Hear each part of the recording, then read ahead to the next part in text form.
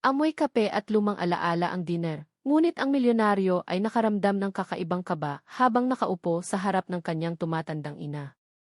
Dumating siya sakay ng pribadong jet kaninang umaga, ngunit ang malambot na ngiti ng ina ay nagpaalala sa kanya ng pagiging maliit na bata, tahimik at walang kasiguruhan.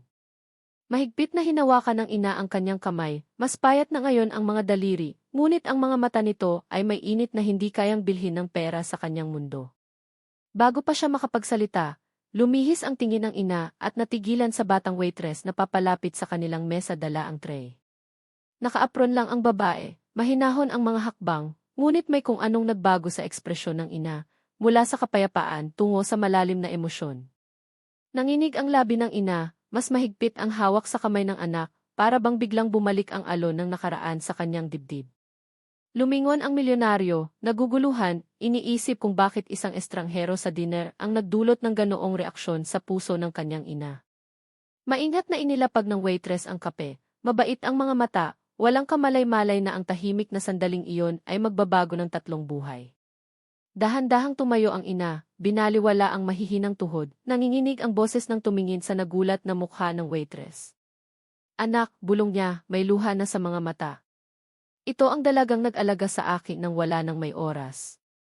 Tumama ang mga salita sa milyonaryo nang mas matindi kaysa anumang pagkatalo sa negosyo, dahil alam niya kung sino ang tinutukoy ng wala nang may oras.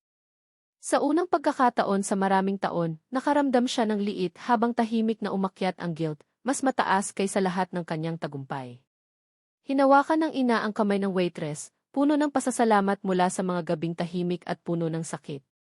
Kabado ang waitress, pilit na ngumiti, hindi inaasahang babalik ang nakaraan sa kanyang buhay ngayong araw. Tahimik na nakamasid ang milyonaryo, bumabalik ang isip sa nursing home na pinili niya kaysa ayusin ang abalang buhay. Naalala niya ang mga dahilan, ang mga meeting na kunwaring mahalaga, ang mga tawag na sinabing babalikan, ngunit naging linggo, naging buwan, habang naghihintay ang ina sa bintanang hindi niya nasilayan. Ang dalagang ito, patuloy ng ina, umupo sa tabi ko nang mamatay ang ilaw at pumasok ang takot. Hinawakan niya ang kamay ko sa mga gabing hindi ako makahinga, bumulong na darating din ang umaga. Kumirot ang dibdib ng milyonaryo, bawat salita ay gumuhit ng larawan ng pag-aalaga na dapat siya ang nagbigay ngunit hindi niya nagawa. Pilit umatras ang waitress, sinabing trabaho lang iyon, ngunit umiling ang ina ng mariin. Hindi, sagot niya. Ang kabutihan ay hindi nakasulat sa kontrata. Galing iyon sa puso kapag walang nakatingin. Nagsimulang mapansin ng mga tao ang emosyonal na eksena. Ngunit ang milyonaryo ay nakaramdam ng pag-iisa, kaharap ang katotohanang matagal niyang iniiwasan. Sa unang pagkakataon, ang tagumpay ay tila pader na siya mismo ang nagtayo. At ngayon, nakulong siya sa likod nito, wala nang matatakbuhan. Nilunok niya ang bigat sa dibdib, pilit magsalita, ngunit mabigat ang bawat salita. Tiningnan niya ang waitress ng maayos, hindi bilang tauhan, kundi bilang taong tumayo sa lugar na dapat siya ang naroon. Ang mga mata nito ay may tahimik na lakas, bunga ng mahabang oras ng trabaho, pagod na mga paa, at pagpili pa ring maging mabait. Hindi ko alam, bulong niya sa huli, ngunit mahina ang tunog ng dahilan, kahit sa sarili niyang pandinig. Tiningnan siya ng ina, puno ng pagmamahal, walang galit. At ang lambot na iyon ay mas masakit kaysa anumang sisi. Hindi niya kailanman sinabi na abala ka, dagdag ng waitress. Lagi niyang sinasabi, masipag ang anak niya. Tumagos ang mga salitang iyon dahil alam niyang piprotektahan ng ina ang kanyang imahe kahit sa gitna ng kalungkutan. Naalala niya ang perang ipinapadala buwan-buwan, iniisip na ang ginhawa ay maaaring ipadala sa numero. Ngunit ngayon malinaw, pera ang nagbayad ng mga bil, ngunit ang dalagang ito ang nagbayad ng oras, pasensya at puso. Uminit ang silid, ngunit nanlamig ang kanyang mga kamay, para bang sinipsip ng tagumpay ang init mula sa mga lugar na pinakamahalaga. Nagmumuni-muni siya sa mga sandaling ipinagpalit niya para sa mga meeting na ngayon ay tila wala ng halaga. Naalala niya ang mga pagbisita na kinansela, ang mga pangakong sa susunod na buwan, palaging naniniwalang may oras pang darating. Ngunit gumalaw ang oras nang hindi siya tinanong, iniwan ang mga alaala sa nursing home imbes na sa sariling bahay. Pasensya na, ma, bulong niya, nanginginig ang mga salita. Dahil mas madaling sabihin ang sorry kaysa baguhin ang nakaraan. Ngumiti ang ina sa kabila ng luha, hindi dahil nawala ang sakit, kundi dahil ang marinig siyang nagsubok ay sapat na. Ngunit sa kaibuturan, alam niyang ang sorry ay simula lamang at ang pagtubos ay hihingi ng higit pa kaysa salita. Dahan-dahan niyang pinunasan ang mga mata, hindi sanay sa luha sa publiko.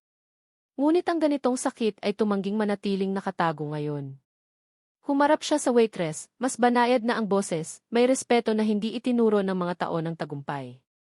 Salamat sa pagtayo sa lugar na dapat ako ang naroon, sabi niya, at ang pangungusap ay mas mabigat kaysa anumang kontratang nilagdaan niya. Ngumiti ang waitress ng kabado, sinabing trabaho lang iyon. Ngunit alam niya, ang tunay na kabutihan ay hindi kailanman galing sa tungkulin lamang. May mga taong nagtatrabaho para sa pera, ngunit may iba na nagbibigay ng pag-aalaga mula sa puso, kahit walang nakatingin. Tahimik na nakamasid ang ina, kumikislap ang mga mata, nakikita ang pagbabago sa anak na hindi na idulot ng mga lektura o panahon. Akmang kukunin niya ang telepono, ngunit tumigil, napagtanto na ang sandaling ito ay nangangailangan ng presensya, hindi ng isa pang tawag o abala. Sa halip, inilapit niya ang upuan sa ina, hinawakan ang marupok na kamay nito nang may parehong pag-aalaga na minsang ibinigay sa kanya. Gusto kong makasama ka, bulong niya. Hindi sa malayong silid, kundi sa loob ng aking tahanan, sa aking araw-araw, sa aking tunay na buhay. Nanginginig ang labi ng ina, halo ng pag-asa at pagdududa, takot maniwala sa pangakong tila napakaganda. Ngunit tiningnan niya ito ng tapat, hindi bilang makapangyarihang tao, kundi bilang anak na handang ayusin ang kaya pang ayusin. Sa maliit na booth ng dinner, walang papeles na nilagdaan. Ngunit ang pinakamahalagang desisyon ng kanyang buhay ay nagawa na. Bumalik ang mga tao sa kanilang pagkain, ngunit sa mesa na iyon, 3 buhay ang tahimik na nagbago ng direksyon.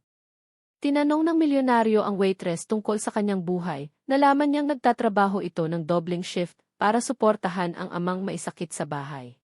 Kumirot muli ang kanyang dibdib dahil ang kabutihan ay dumadaloy mula sa taong may mabigat ding pasan. Inalagaan mo ang ina ko na parang pamilya, sabi niya. Hayaan mong tulungan ko ang pamilya mo ngayon, hindi bilang kawanggawa, kundi bilang pasasalamat. Nag-alinlangan ang waitress, naglalaban ang pride at pangangailangan, hindi sanay na may nakakakita sa kanyang pakikibaka sa likod ng uniforme. Mahigpit na hinawakan ng ina ang kamay nito, tumango na para bang nagbibigay ng pahintulot sa tulong na minsan ay siya ring natanggap.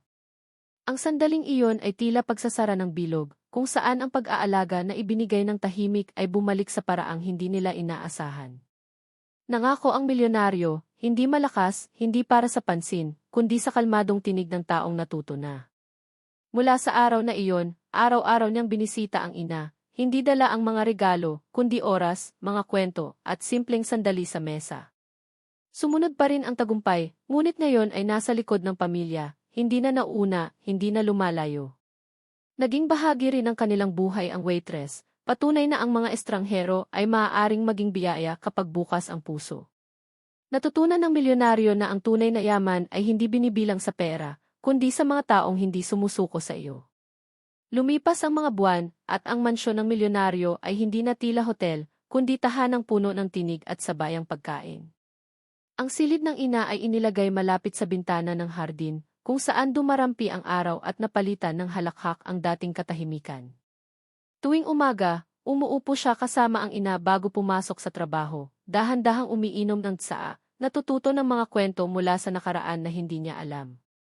Ang mga simpleng usapan ay naghilom ng mga puwang sa loob niya na hindi naabot ng mga taon ng tagumpay, paglalakbay at parangal. Madalas ding bumisita ang waitress, hindi na nakauniporme, kundi bilang taong kabilang na sa kanilang hapagkainan.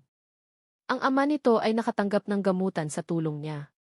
At ang pasasalamat ay naging tahimik na pagkakaibigan na itinayo sa respeto, hindi awa.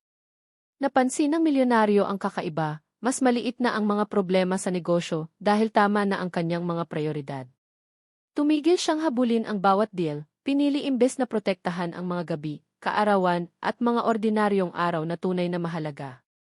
Minsan nahuhuli niyang nakatingin ang ina, may kapayapaan sa mga mata. At ang titig na iyon ay mas mahalaga kaysa anumang propeta. Naunawaan na niya ngayon na ang tagumpay na walang presensya ay lumilikha ng distansya, ngunit ang pag-ibig na may oras ay bumubuo ng buhay na matibay. Hindi na mababago ang nakaraan, ngunit bawat bagong araw ay naging pagkakataon upang mamuhay ng iba, gabay ang kamalayan sa bawat hakbang. At sa ikalawang pagkakataon, natagpuan niya ang pagtubos, hindi sa perang ibinigay, kundi sa oras na ibinalik sa mga taong kanyang minamahal.